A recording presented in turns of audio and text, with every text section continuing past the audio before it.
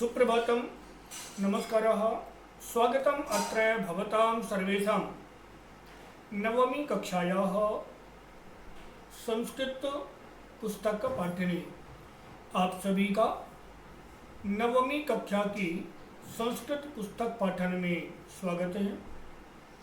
आज हम कल्पतरु नाम का पाठ पढ़ेंगे। कल्पतरु नाम का जो पाठ है यह बेताल 25 से लिया गया पाठ है। बेताल पंचविंशति का यह संस्कृत का कथा ग्रंथ है, जिसमें 25 कहानियां जो बेताल के द्वारा राजा विक्रमादित्य को सुनाई गई थी, वह कहानियां हैं। और यह कहानी केवल काल्पनिक कथा नहीं है, यह कहानी किसी उपनिषद की भी है। ऐसा कहते हैं कि प्राचीन भारत में हिमालय की तराई पर, हिमालय की किसी चोटी में कोई राज्य हुआ करता था, जिस राज्य के राजा जीमूतकेतु थे। उनका पुत्र जीमूतवाहन, जो सभी जीवों पर दया करने वाला था, और वह यह मानते थे कि सभी जीवों का जब कल्याण होगा तभी हमारा भी कल्याण होगा। सभी जीवों के कल्याण में ही हमारा कल्याण निहित है। आइए पाठ में अच्छे तरीके से समझने का प्रयास करते हैं कि यह पाठ हमें किस प्रकार से सभी जीवों के कल्याण की बात करता है, और विश्व बंधुत्व की बात, जो हम ऐसा मानते हैं कि पूरे विश्व यह किसी विदेश की देन है।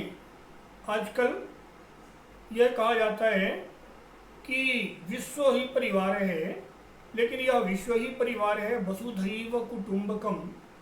यह हमारे संस्कृत साहित्य से लिया गया शब्द है, वाक्य है, और यह वाक्य ही हमारे विश्व बंधुत्व की प्रेरणा का स्रोत है। हम सभी जीवों को अपना परिवार समझते हैं। हमारे शास्त्रों ने कहा कि जितने भी जीव हैं वह सभी कश्यप ऋषि की संतान हैं, और इस रिश्ते से यह सभी जीव एक दूसरे के भाई हुए। हम मजबूत हैं, सबल हैं।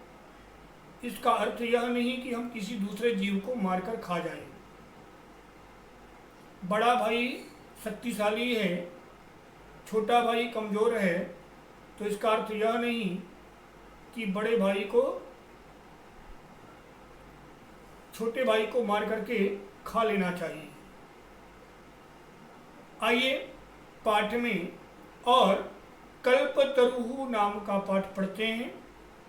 इसमें देखते हैं कि यह पाठ किस प्रकार से हमें परोपकार की शिक्षा देता है। आइए स्क्रीन में। कल्पतरुः चतुर्थः पाठः। अस्ति हिमवान् नाम सर्वरत्न भूमिः नगेन्द्रः। हिमवान नाम का सभी रत्नों से सजा हुआ नगेंद्र यानी पर्वतों का राजा है। हिमालय नाम का सभी रत्नों से सजा हुआ पर्वतों का राजा है। तस्य सानोः उपरि विभाति कंचनपुरम नाम नगरम। तस्य उसकी सानोपरि, सानोपरि, सान यानी चोटी, उसकी चोटियों के ऊपर कंचनपुर नाम का कोई नगर है। तत्र जीमूतकेतुः इति श्रीमान विद्याधरपतिः वसति स्म। तत्र वहाँ जीमूतकेतु नाम के श्रीमान मने लक्ष्मी से संपन्न यानी राजा, विद्याधरपति ही और विद्याधरपति यानी विद्वानों में श्रेष्ठ वसति रहा करते थे। तस्य गृहोद्याने कुलक्रमागतः कल्पतरुः स्थितः। तस्य उसके गृहोद्याने घर के उद्यान में कुलक्रमागतः परिवार की परंपरा से आया हुआ कल्पतरुः कल्पवृक्ष स्थितः था। अब यहाँ पर परिवार की परंपरा से आया हुआ का मतलब क्या है? मतलब पूर्वजों से लगा हुआ, काफी दिनों से लगा हुआ। स राजा जीमूत केतुः तम कल्पतरुं आराध्य तत्प्रासादात् च बोधिसत्व संभवम जीमूतवाहनम नाम पुत्रम प्राप्नोत। स राजा वह राजा जीमूतकेतु तम कल्पतरुम आराध्य उस कल्पतरु की आराधना करके तत्प्रसादात उसके आशीर्वाद से बोधिसत्व के अंश से संभव बोधिसत्व के अंश से युक्त जीमूत वाहन नाम का पुत्र प्राप्त किया। यानी उस कल्प वृक्ष की आराधना से उन्हें भगवान का अंश रूप जीमूत वाहन नाम का एक पुत्र प्राप्त हुआ। सह जीमूत वाहनः महान दानवीरः सर्वभूतानुकंपी च अभवत्। सह जीमूत वाहनः वह जीमूत वाहन जो था वह महान दानवीर था और सर्वभूतानुकंपी सभी जीवों पर दया करने वाला था। अस्य गुणैः प्रसन्नः स्वसचिवैश्च प्रेरितः राजा कालेन संप्राप्त यौवनं तं यौवराज्ये अभिषिक्तवान्। तस्य गुणैः उसके गुणों से प्रभावित होकर के प्रेरित होकर के और उसके कालेन संप्राप्त यौवनम माने जब वह जवान हो गया तो उसकी युवावस्था पाने के बाद में राजा ने उसे तम यानी जीमूत वाहन को यौवराज्य यानी युवराज बना करके अभिषेक कर दिया। कदाचित हितैषिणः पितृमंत्रिणः यौवराज्ये स्थितं तं जीमूतवाहनम् उक्तवन्तः। और जब जीमूतवाहन युवराज बन गए तो ऐसी स्थिति में उनके हितैषियों ने और पिताजी के मंत्रियों ने उन युवराज को जीमूतवाहन को उक्तवन्तः कहा। बोले क्या बोले? युवराज हे युवराज योऽयं सर्वकामदः कल्पतरुः तवोद्याने तिष्ठति स तव सदा पूज्यः। यह जो सभी कामनाओं को प्रदान करने वाला कल्पतरु कल्पवृक्ष तुम्हारे उद्यान में लगा हुआ है, तुम्हारे बगीचे में लगा है, वह सदा पूज्यः तुम्हारे लिए हमेशा ही पूजनीय है। अस्मिन् अनुकूले स्थिते सति शक्रोपि अस्मान् वाधितुं न शक्नुयात्। अस्मिन् अनुकूले सति यदि यह अनुकूल रहते हैं, कल्प वृक्ष यदि अनुकूल हैं, यदि आप से प्रसन्न हैं, तो शक्रोपि इंद्र भी अस्मान वाधितुं न शक्नुयात् हमारा कुछ नहीं बिगाड़ सकते, हमें बाधा नहीं पहुंचा सकते। तो यदि यह अनुकूल रहते हैं कल्प वृक्ष तो इंद्र भी हमें बाधा नहीं पहुंचा सकता। एतत् आकर्ण्य जीमूतवाहन अचिंतयत। ऐसा सुनकर के जीमूतवाहन अचिंतयत, जीमूतवाहन ने सोचा, अहो ईदृशम अमर पादपम प्राप्यापि पूर्वैः पुरुषैः अस्माकं तादृशम फलम किमपि न प्राप्तम। तो जीमूतवाहन ने सोचा कि अरे, इस प्रकार का अमर पादपम, अमर वृक्ष पाने के बाद भी अमर देवताओं को भी कहा जाता है, इसलिए यहाँ पर देव वृक्ष हम ऐसा कह सकते हैं। तो कहता है इस प्रकार के देव वृक्ष को पाने के बाद भी हमारे पूर्वजों ने, पूर्वैः पुरुषैः, पूर्व के पुरुषों ने, अस्माकम हमारे, यानी हमारे पूर्वजों ने उस प्रकार का कोई फल प्राप्त नहीं किया। जिसने भी मांगा अपने स्वार्थ के लिए मांगा। अरे, जब सब कुछ दे सकते हैं तो कंजूसी मांगने में क्यों? किंतु केवलम कैश्चिदेव कृपणैः कश्चिदपि अर्थितः। कहते हैं किंतु केवलम, कुछ केवल, कैश्चिदेव कृपणैः, थोड़ी सी कंजूसी करने वाले, थोड़ा सा कंजूस, कश्चिदपि अर्थितः, थोड़ा सा धन मांग लिया गया। यद्यपि सब कुछ प्राप्त करने के बाद भी, सब कुछ मिलने के बाद भी, जब सब कुछ मिल सकता है उसके बाद भी किसी ने थोड़ा सा अर्थ मांगा। या तो उसी प्रकार से बात हुई कि भगवान ने कहा कि मांग लो जो मांगना है, तो किसी कंजूस ने कहा कि भाई मुझे कुछ नहीं चाहिए, आपको 10 पैसा मेरा माफ़ कर दीजिए, जो आपको मुझसे 10 पैसा पाना था वह 10 पैसा उधार मने माफ़ कर दीजिए। तो ठीक वैसे ही कहानी यहाँ पर भी है। तदहम अस्मात् कल्पतरोः अभीष्टम साधयामि, और इसलिए मैं अब इस कल्पतरु से कुछ अभीष्ट मांगता हूँ, कुछ चीज़ें मैं मांगता हूँ। तो एवं आलोच्य, ऐसी आलोचना करके, ऐसा समझ करके, सह पितुः अंतिकम आगच्छत, वह अपने पिता के पास गए, पिता के कमरे में गए और क्या कहा, आगत्य च सुखमासीनम पितरम एकांते न्यवेदयत, और आकर के सुखमासीनम पितरम, यानी गद्दी में बैठे हुए पिताजी से एकांते निवेदयत, एकांत में मिलने की बात कही। और क्या कहा, तात,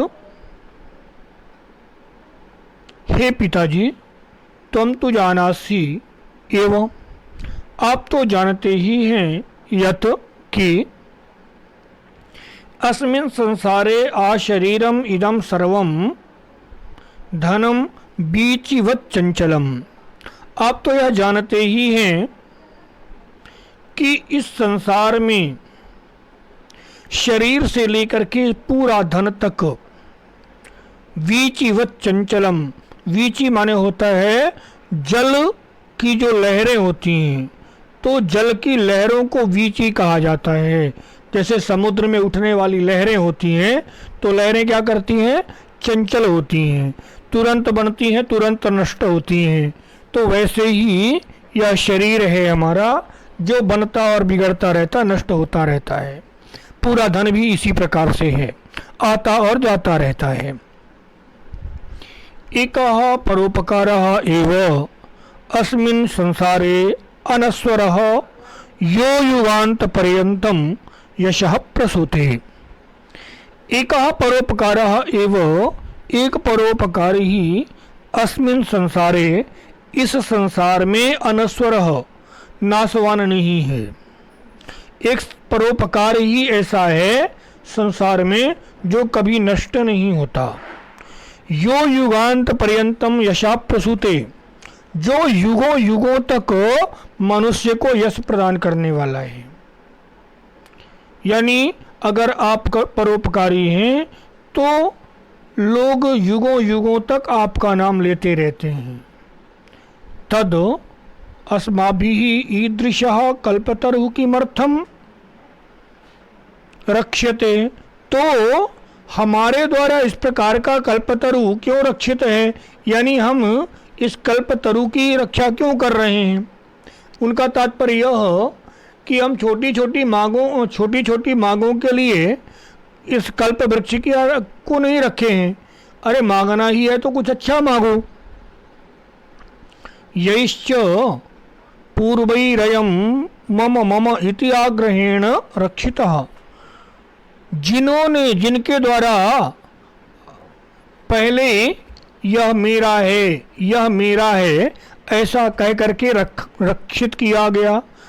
माने हमारे पूर्वजों ने यह मेरा है ऐसा कह करके और उसकी रक्षा किया। ते इदानीं कुत्र गताः, तो जो यह कहते थे कि यह कल्प वृक्ष मेरा है वो इस समय कहाँ गए, वे कहाँ हैं, तो सबके सब मर गए। और तेषां कस्ययम्, यह वृक्ष उनमें से किसका था, क्योंकि जिसका होता उसके साथ चला जाता पर किसी के साथ नहीं गया, तो इसलिए यह किसका था।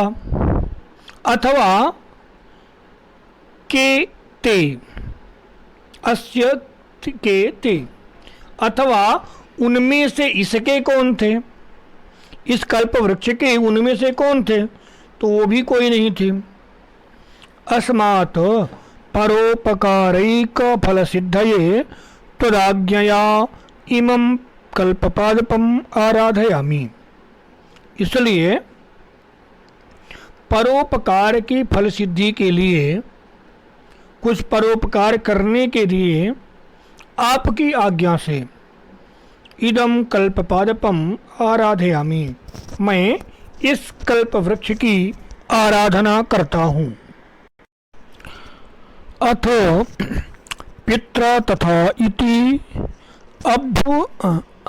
अभ्यनुज्ञातः स जीमूतवाहनः कल्पतरुम् उपगम्य उवाच, इस प्रकार से अपने पिता से आज्ञा लेकर के जीमूतवाहन कल्प वृक्ष के पास जाकर बोले।